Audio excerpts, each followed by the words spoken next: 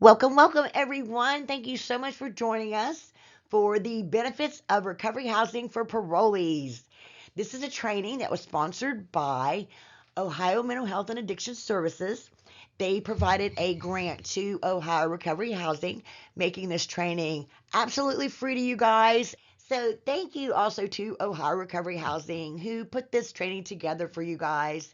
Our executive director, Daniel Gray, and of course, our education and training coordinator, John Kroll, who works tirelessly behind the scenes to put this together for you guys. So, thank you guys. And I also want to thank not only you guys for coming, but thank you for the job that you do. Just know that, I know personally firsthand that this is the population that we deal with is not always an easy population to deal with. In fact, it can be they can be quite difficult at times. But just know that you are bettering the lives of your parolees, and you are making our communities and neighborhoods just a safer and better place for everyone. So round of applause for yourselves, or give yourself a pat on the back. Thank you so much.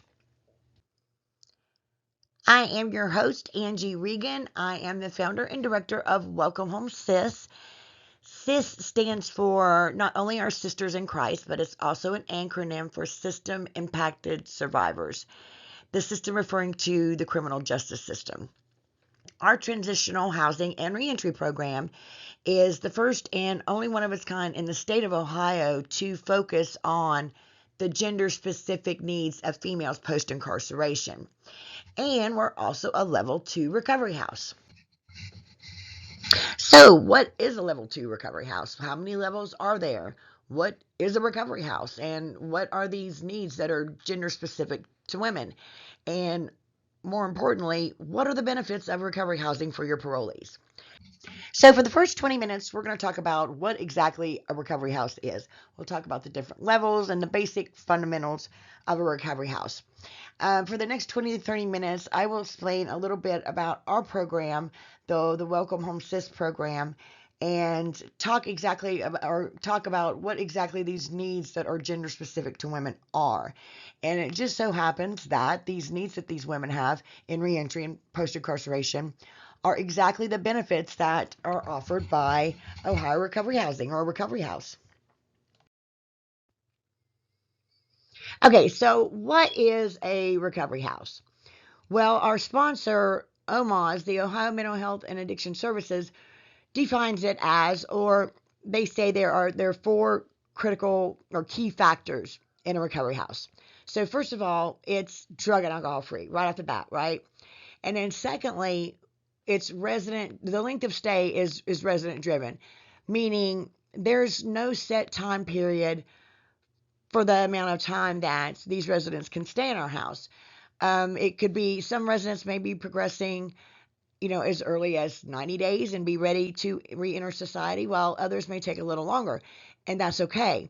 Our program, we don't kick anybody out after X amount of days, and we certainly don't say, well, you have to stay, X amount of days to fulfill any obligation or anything. It's completely resident driven, and some will be ready before others, and others may take longer. And like I said, that's okay. Thirdly, one of the other key factors in a recovery house is it has peer recovery support. So the people in the house are all in recovery and they've been through recovery, and that's an invaluable resource to not only the people that are new in recovery, but also the people that are in long-time recovery, because they're helping each other and everybody's in the same boat, and it's just very, very beneficial. And fourth, OMAS makes it very, very clear that recovery housing is not treatment. This is a place for residents to come and recover. Most of the residents have already been through treatment, and some of them are coming like right out of a treatment facility and into the recovery house as like a post-op type thing. In my house, the girls are coming right out of prison, but a lot of them, they complete their recovery, or they've been through recovery, while they're incarcerated. Okay, and guess who else defines Recovery housing. The law.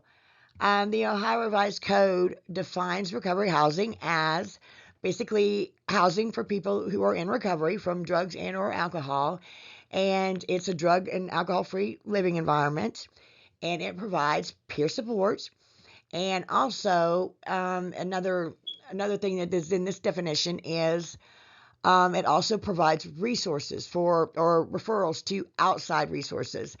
For example, when somebody comes to your home, especially like, well, in our home, these girls are coming from prison. They're not always from our county, or most often they're not from our county.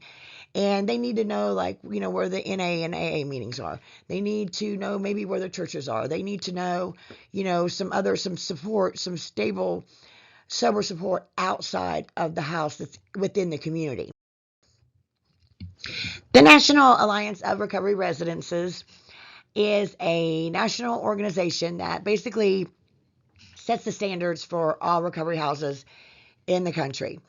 Ohio Recovery Housing is an affiliate, so just know that NAR, the National Alliance of Recovery Residences, sets the standards for the whole entire country. And when you're an affiliate like ORH is, you not only have to comply with their guidelines, but also the guidelines of Ohio Recovery Housing. So, like with Welcome Home SIS, our recovery house, we are an affiliate of ORH. So we comply with their guidelines and standards, but also the national level as well, because ORH is an affiliate of NAR.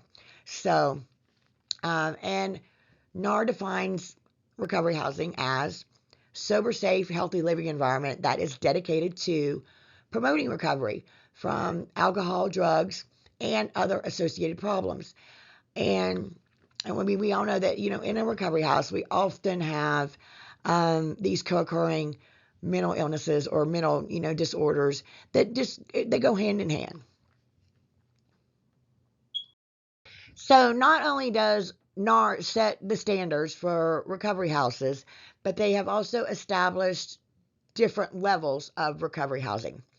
And there's 4 levels, but in Ohio, a level 4 is our definition, or our state's definition of a treatment facility. So all of the recovery houses within the Ohio Recovery Housing Network are levels 1, 2, or 3. So, and ORH has guidelines for all 3 of these levels. And number 1, maintain a drug and alcohol-free living environment. Number 2, it's maintain a resident-driven length of stay, just like OMA's. That was, there in their definition as well. And number 3, we have to allow our residents to have a choice of their service providers, meaning, like, for example, when my girls, when they get out, when they're released from prison, it's in our requirements within our program that they have to have a mental health assessment and a physical with a doctor, a licensed physician. But we don't choose, who they want to go to. They choose for themselves. We give them a list of options. We help them make the appointments and things like that. But, we don't say, well, you got to go to Dr. Smith or Dr. Sally or whoever. We want them to have that right and that autonomy and that personal agency to pick, their own provider. And number 4, ORH is we have to maintain a landlord-tenant relationship with the residents. It's not like a treatment facility, basically. They have a lease. They pay rent. And it's the same. They have the same rights as if you were renting a house or an apartment from, a regular landlord. We want them to have those rights and protect them, and that's what this is in place for. So the 5th thing that is a requirement to be a level 1, 2, or 3 in an affiliate of Ohio Recovery Housing is you must provide the peer support, the peer recovery support to the residents in the home. And that kind of goes without saying. Everybody's there in recovery. You're all peers, and you're providing that support to each other. Now, you can have groups, you can have house meetings, things like that, but that differs from clinical treatment. And that's the next one. That's ORH makes it very, very clear, just like OMAS did. It's not treatment, and we do not offer clinical treatment in the home. If you think about it, if you start to offer all these clinical services and treatment within the home, it's not a home anymore, especially with the women that are coming out of incarceration. It becomes like an institution again.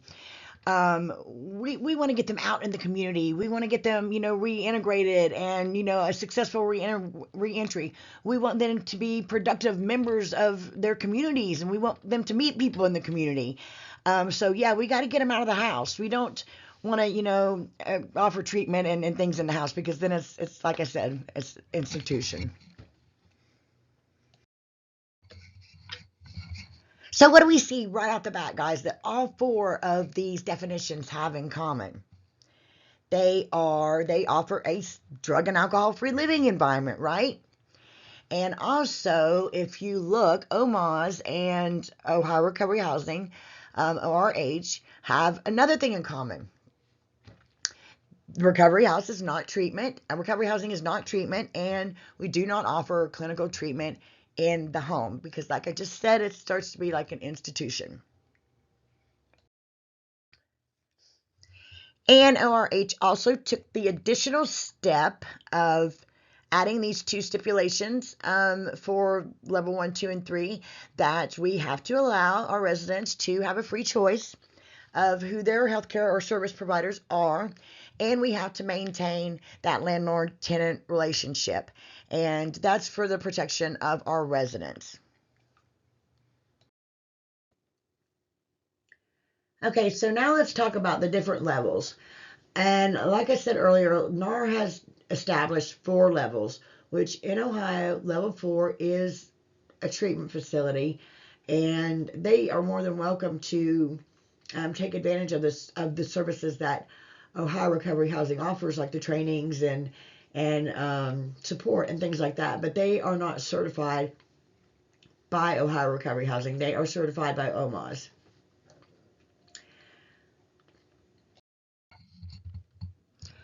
So a level 1 recovery house is completely peer ran. It's democratically ran.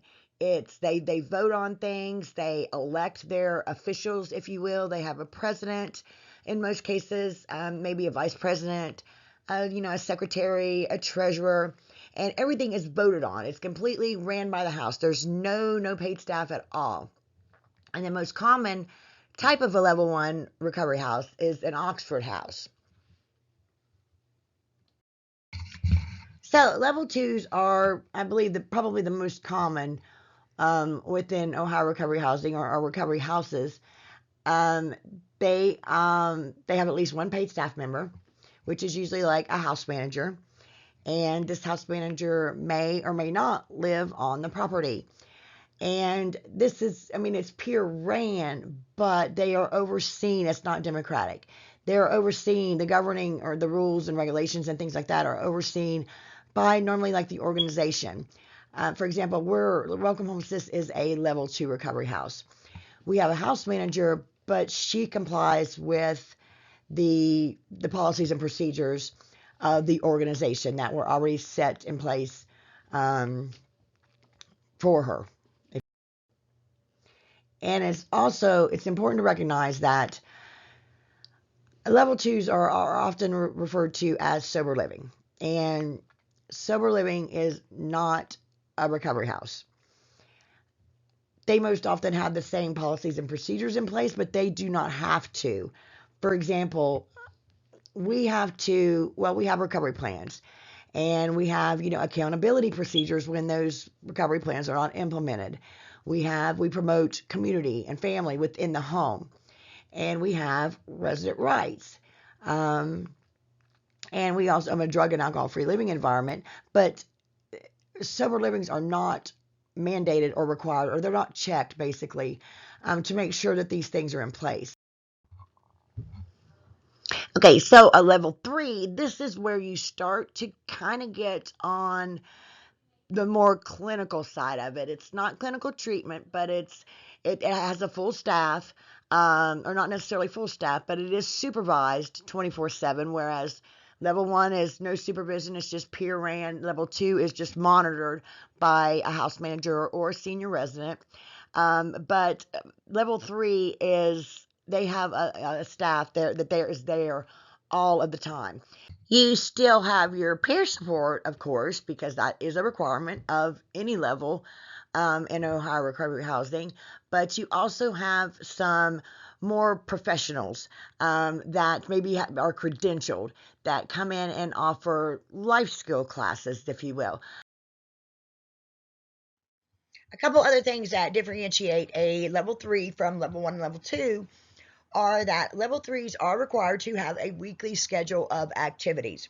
And these activities include a house meeting every week, formal life skill development classes or courses, and formal recovery events. You can't just, put something on the calendar like, the ORH conference. It's got to be something every week that's recovery oriented, and they have to be scheduled every week. And then also the staff code of conduct, because they do have a staff, unlike, level 1 and some level 2s. They have to have a code of conduct, and they have to have training, and they have to have, development and performance reviews. So the social model of recovery is going to have 6 domains. And the first one is leadership. Most of your roles and responsibilities are going to be carried out by peers in the house rather than like a distant superior or a staff member. Okay, the second domain goes along with the leadership. It's experientially credentialed. Now, that is your lived experience.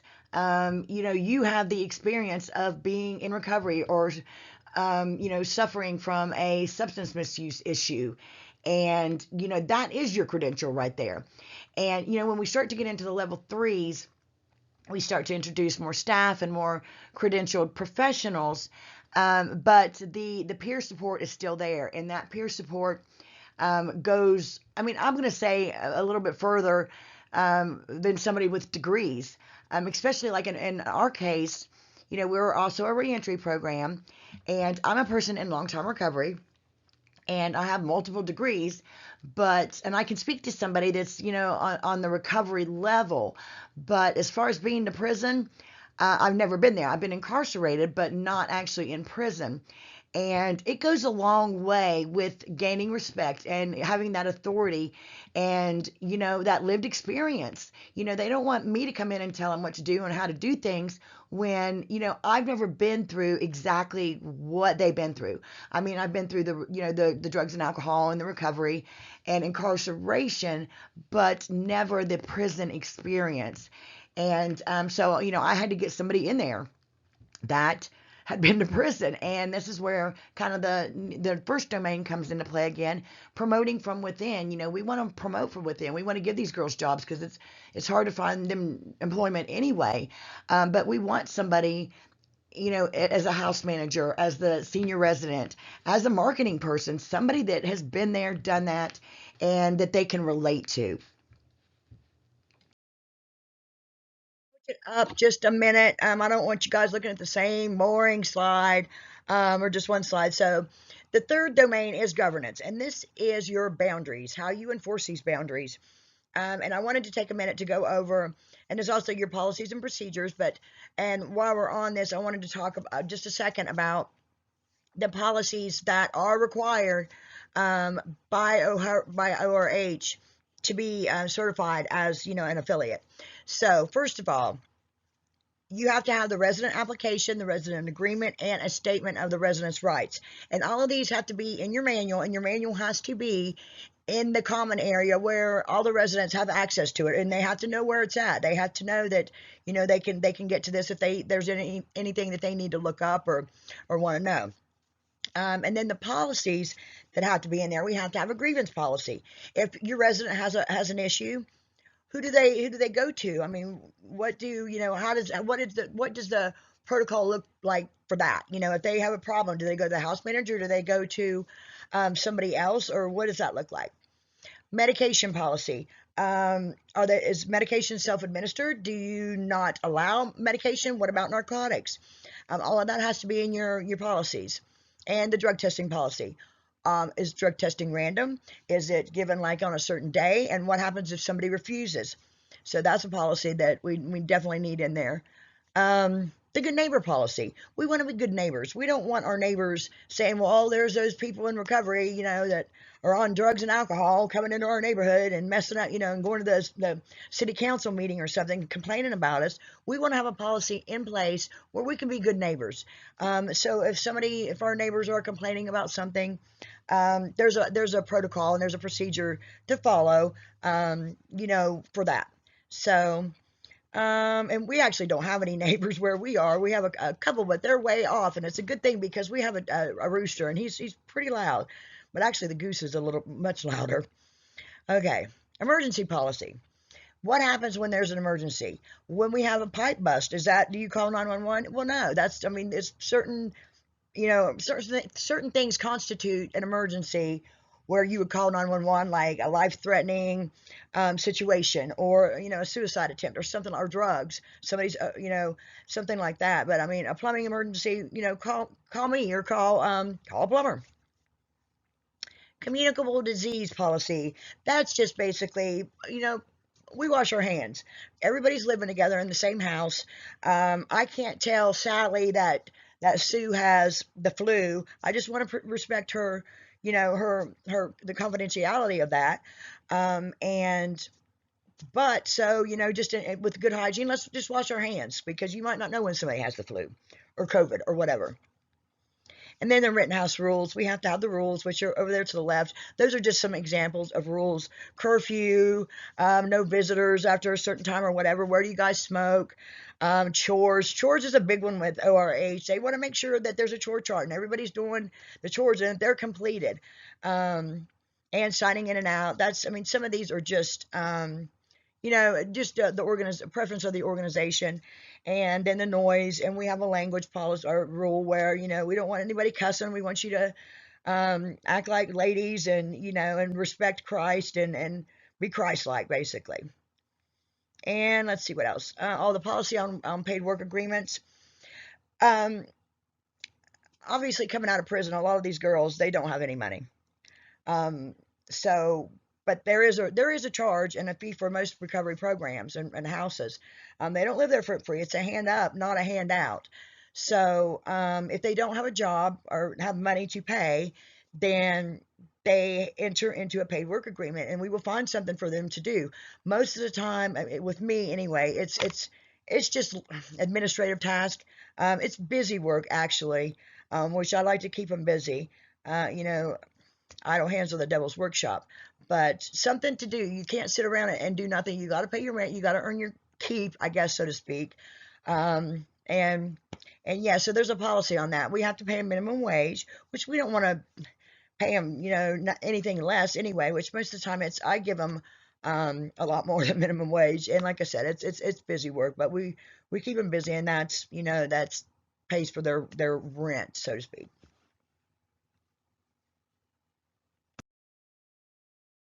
Fourth domain of the social model is promoting a home and family-like environment. And this is a big one with us, with Welcome Home SIS. These girls, our residents, are coming usually most often like right out of incarceration. And we don't want them to feel like they're being institutionalized again or into another prison. So we want to promote the home family-like environment. And I used to get, the Department of Reentry from the ODRC has came out to the house several times. But the first time I got an email, I'll never forget it. And I was like offended by the fact that he called it a facility. And, I was like, this is not a facility. This is where these girls live, And he was like, well, I'm just, used to the language. But anyway, but yeah, so we promote a home and family-like environment two different ways. The first way is architecturally. So what the furnishings in the home, the things hanging on the wall, the decorations, and you can see in our picture, we've got books, we've got pictures of the girls sitting around, we've got other stuff hanging on the wall, and I'm glad you can't see behind that recliner on the right, because you would probably see a pile of shoes belonging to the girls, and that's home-like, but not appropriate for the photo, so. The second way that we can promote a home and family-like environment is through its functionality. How is the house functioning? That means, like, what activities, what things are you guys doing together? And in our house, I want the girls to sit down at least 5 nights a week. I want them to cook dinner together, prepare dinner together, and eat dinner together. It's not always practical because, some of the girls are working or have meetings or whatever, and then that's fine because that's what we want. But at least, we'll sit down and have dinner. And another way is game night. This is always like a hit in the house. Everybody loves game night, and it's so fun. And I always tell the girls, I'm telling you right now, you want me on your team, but because of that experientially credentialed thing, I don't always get picked. So the next domain is it's recovery oriented, meaning that it's person driven. Nobody can recover for you. Individuals must take ownership of their own journey. And recovery is holistic. Substance misuse is just part of the problem. The solution requires a comprehensive approach to the underlying issue, which we'll talk about here later when we talk about the gender specific needs of women. So, last and certainly not least, the sixth domain of the social model is it is community oriented, meaning we want to get these girls out in the community. We want them to meet people. We want them to know the resources, and we want them to be able to translate and verbalize the resources that are out there to new girls coming in the house. And you can see there's our besties from the ODRC, Department of Reentry, and we've also got some women from church at the bottom there. And then we've got another donor that took us shopping at Rural King and donated some stuff. But, we do this a lot. I do this a lot. I take them to meet the mayor. I take them to meet the chief of police. And they used to, give me excuses. Well, I've got an appointment or I've got this. Well, okay. And then the next day I'd be like, well, they're coming over for dinner tonight because you do eat dinner. And guess who's going to sit down with the prosecutor? They love it. Not really, but they get used to it, and it's good for them. So that's the gist of what a recovery house is and what we do. And now we're going to switch gears a little bit. I do want you guys to know the needs that are specific to women because that's what I deal with. We were founded in 2019. We got our first house in 2020, March 2020, right when COVID hit. And before that, I was a professional student. I was a graduate student, dual mastering in law and sociology. And if anybody laughs because I was almost 50 as a graduate student, then you do not pass the class. So just kidding. Everybody passes. But anyway, I want to go over the gender specific needs of females because it is really, really important. And females are obscenely overlooked and reentry and incarceration even. I'm sure you guys know they're the fastest growing prison population, and they are being incarcerated at twice the rate of men.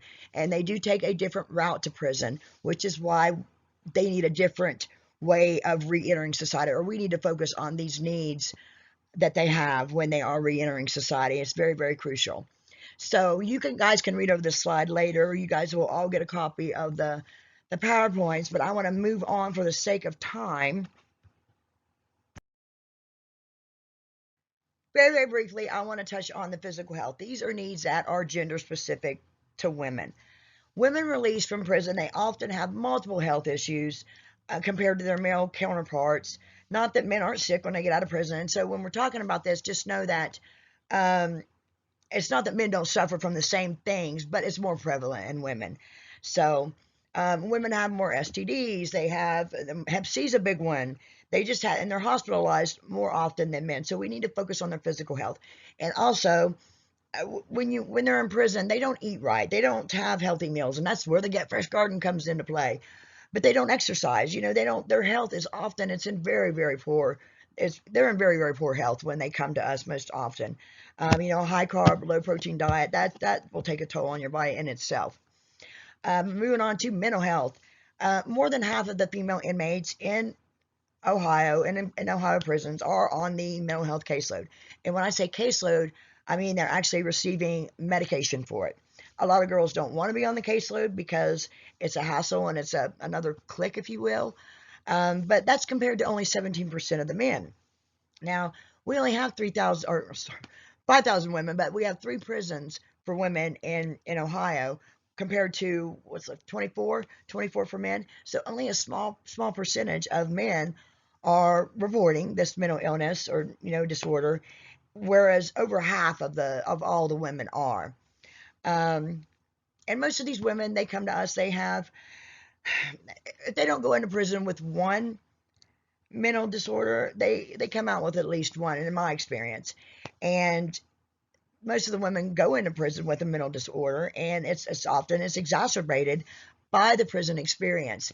And in my experience, all of the women that have come into my house have had at least an average of 3. The most common being PTSD, bipolar, anxiety, depression, and most of these illnesses were caused by or the result of a trauma, a former trauma that that they had suffered. And most of it was sexual, and most of it was as children, in my experience, the girls in the house. So what do women who have suffered this trauma and lack essential coping skills do? They self-medicate, often with substances that are ultimately illegal, and then that lands them in prison.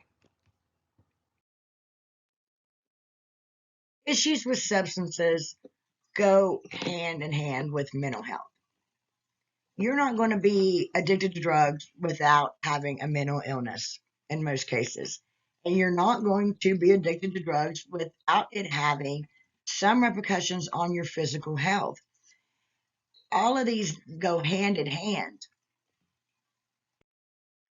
So women in general are more receptive to treatment than men while they're incarcerated and while they're in reentry. So now let's look at, why are these women being incarcerated at an astronomical rate? Plain and simple, they're drug-related offenses. I believe it was the ACLU that came out with a report not long ago that read 24% of women in Ohio prisons and jails were incarcerated for drug offenses, which I'm sure that's true. However, we have to look at drug-related crimes, which is over 80%. Over 80% of the women that are incarcerated in Ohio and nationwide are there because of drug issues. When we first started this organization in 2019, we were strictly a reentry program. However, to date, all of the women that have came to us had been incarcerated due to some issue with illegal substances. So we know that in order for these women to have a successful reentry, we have to focus equally on their recovery. And I'm going to be honest with you guys. When I founded this organization, my goal was to, and it's still my goal, is to keep these women out of prison. I wasn't realizing the importance of the recovery aspect of it. I'm a person in recovery. And when I founded this organization, I was a graduate student. I was dual mastering and working on 2 theses simultaneously. And one was on collegiate recovery programs, and the other was the re-traumatization of incarceration as it pertained to women. But until I saw it in the house and I saw it firsthand, it didn't click, if you will. Recovery is so important for these women. I now know that in order to reach my goal is their goal, and the goal for this organization, keeping them out of prison, recovery has to be on first and foremost. If they are not going to stay in their recovery and continue their treatment, it's simply put, it's a wrap. Simply put, in bottom line, it's not going to be successful.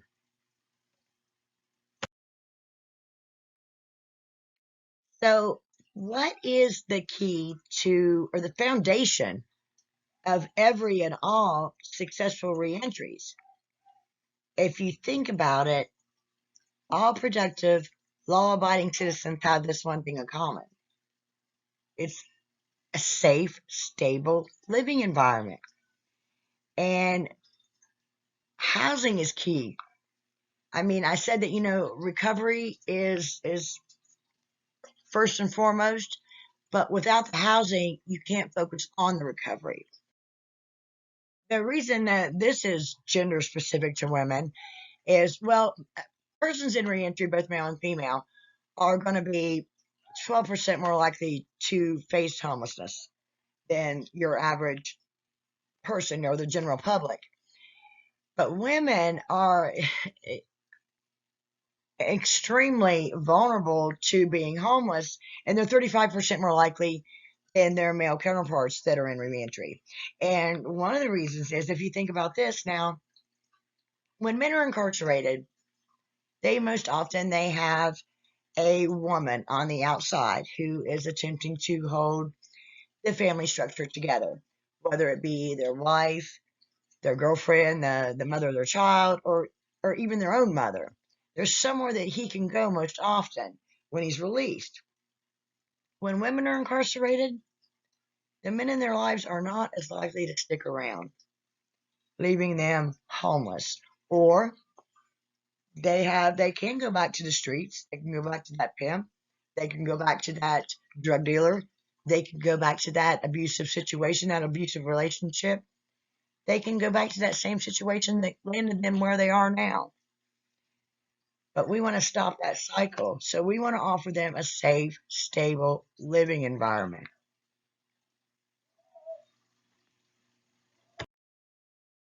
In 2021, we had two women that we had to turn down because we didn't have the room. And both of these women were on parole. And unfortunately, both of these women went back to prison. One, because she was sleeping in a vacant building, or a building that she thought was vacant. And she was there because she had nowhere else to go. She told me that she was just trying to keep warm for the night. And we know that, statistically speaking, without a safe, stable living environment, these women will reoffend. It's inevitable. They're going to go right back to prison. Well, they might not go back to prison, but they will reoffend. And that's a problem for society. It's a safety issue for the public. You guys know that. Was it our fault these women went back to prison? Oh, of course not. Could it have been prevented? Absolutely. Absolutely. And in most of these cases, it's just the simple things that these women need. Just a second chance and a hand up, not a hand out, but just simple things. The third thing that I want to touch on, guys, is a support system. This is offered by a recovery home. Just to recap briefly and stating the obvious, a recovery home is going to offer, our focus is on recovery. And we have a home for them. And those are the two most important things that are crucial to a successful reentry for women. And a support system is third. Women, we thrive in environments that are therapeutic, that are welcoming and accepting. We know that men in prison form gangs and women form what? They form families, because that's who we are. That's inbred in us. That's our nature. And women know that the women in the house, they know that they are accountable for each other. Then they're responsible for the safety and the integrity of the house. At the end of the day, if somebody is doing something that they shouldn't be doing, then that could threaten, another girl's custody case or her parole. And they know this. And honestly, I was kind of worried about, them taking over the house and just sticking together and doing criminal things. But the snitches thing, or that nobody snitches, is pretty non-existent, to be honest, from what I've seen. It's they hold each other accountable, and if somebody's doing something they shouldn't be doing, another one's in my office telling me about it right away. So, because they don't want to threaten their freedom and or their custody of their child. And this comes back to the family aspect of it.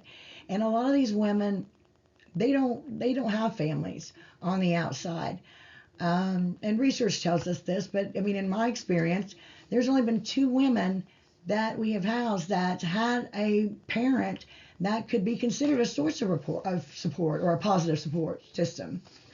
Most of these women, their mothers were incarcerated themselves, they were in active addiction, or they were deceased, or they just didn't even know who their mother was. We had one girl she was literally born in a prison. This girl came to us, and she also had two kids that were born while she was incarcerated, and they obviously were taken from her because she was in prison, but they were also born addicted. And society had given up on her. And statistically speaking, this girl never had a chance. I mean, she's doomed. Her kids are doomed, from what research is telling us, and from, the odds are against her already.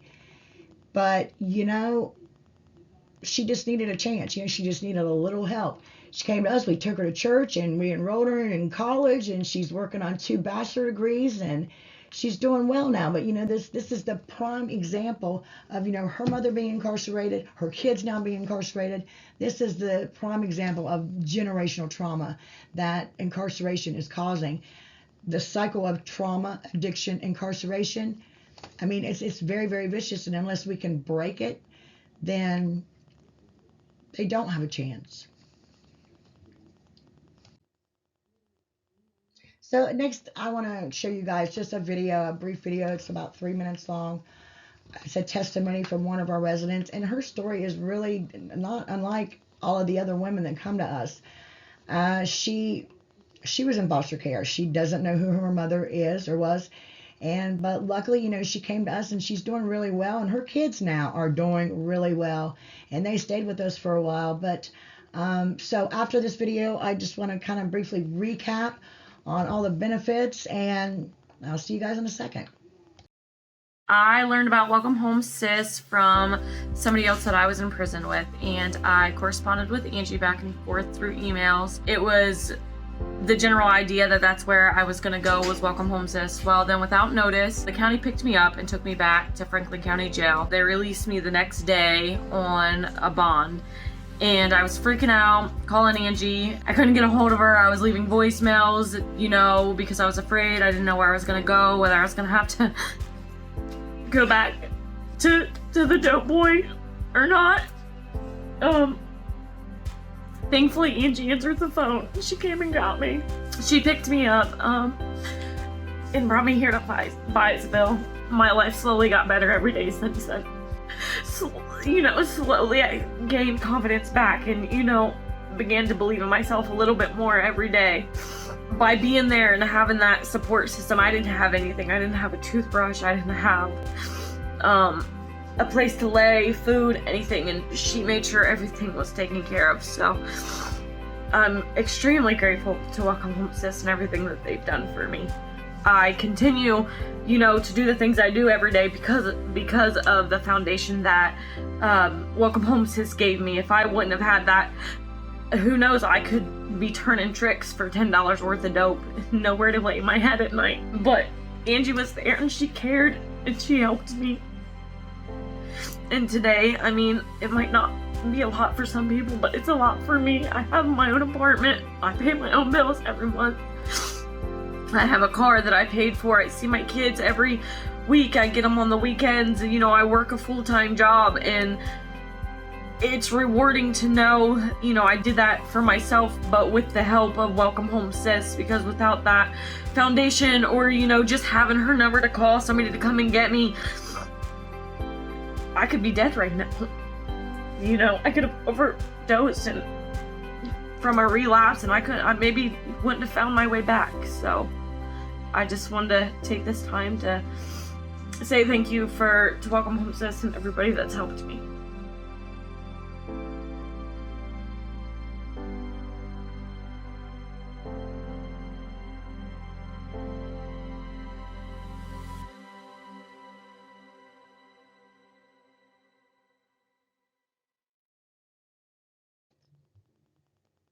Okay, guys, so all of this is coming full circle now. The gender-specific needs of women are exactly what the benefits of recovery housing is. And, housing, it's foundational. They've got to have housing. They've got to remain in their recovery, and they've got to have that support system. And these are three of the main things that not only women need, but that are offered by recovery homes. And so, I mean, what's in it for you guys? Are there any benefits for you guys as parole officers? Well, your goals are our goals. Your rules are our rules. Rules, for example, you know, I believe that my curfew is probably earlier than what you guys require. Things like abstinence, no weapons, no contact with other felons, except for the girls in the house, of course. But we're all on the same page, and together we can really, really make this thing work, and we can make society a better place, and our communities just a better place to live, and a safer environment for everybody. So, what is in it for society, if anything? Well, yeah, I'm going to state the obvious again, guys. Recidivism. When you give these girls a safe, stable living environment, simple things again, like a home, they're not out on the streets. They're not doing drugs. They're not doing whatever they got to do to get said drugs. They're not robbing, dealing, tricking, killing even to get these drugs. So just by housing one woman, the prevention that we're causing, or the damage that we're preventing to society, is something that I think that, I mean, I'll never be able to grasp. We'll never know. I do like to say in our program, it's not so much what these girls accomplish. Enrolling in college, getting a job, getting their kids back. That's very, very important. That's tremendous. But it's not so much what they do, but what they don't do. And like I said, the damage that we prevent to society is something that we fully never ever grasp. I think that we all know someone who struggles with addiction, and we probably maybe even know somebody that has passed away due to addiction, and somebody sold them those drugs. So, switching gears here, guys. It's not all dreary and bad. I do want to focus on the good things, because these are, what we were talking about. Those are the things that we prevent. So, we have 12 benchmarks. Welcome Home SIS uses 12 benchmarks, if you will, to determine what makes somebody successful. And not all of these are going to be applicable to all women, but they do. I mean, we'll be able to see, some of them at least, like safe housing. Do they have stable housing outside of, our house? We know that they have it with us, but when they're ready to, become independent, do they have a safe, stable living environment? Are they maintaining their sobriety? Are they attending meetings regularly? And have they continued their health, their physical and mental health? Are they continuing with those appointments? Have they got their ID? Which that's one of the first things that we do. We register them to vote. We get their ID. That usually takes about a week, to be honest, but we get their ID, because nobody wants to go get a job with a prison ID, and you can't do anything without an ID. And the next thing, are they enrolled in school, or are they working? And that's sometimes challenging to get them a job, but if they're not, then they can get their GED, or they can enroll in college. And nextly, are they complying with the conditions of their parole or probation, and have they not been rearrested? I know you guys love that one. I mean, we don't want anybody back in prison, and I said, that was the ultimate goal. Obviously, things that to keep them out of prison, or keeping them out of prison is not going to just happen, like unless you kidnap them or something, and then I go to prison for kidnapping. We have to, the independence, the self-sufficiency. When you're right with the Lord, or I want to keep them right with the Lord. So when you follow these guidelines, they're not going to go back to prison. And in order to be independent and self-sufficient, we've got to focus on the housing, and we've got to focus on that recovery, and they've got to have a support system, plain and simple. The last couple things that we use, which I said these are all not going to be not all applicable to every woman, but we set goals when she comes in upon intake, and is there progress towards achieving these goals? Which one of them would be, independence and housing and getting her kids back or whatever, and are they able to access their government benefits? Which I would like for these women to be totally self-sufficient and not live off the government.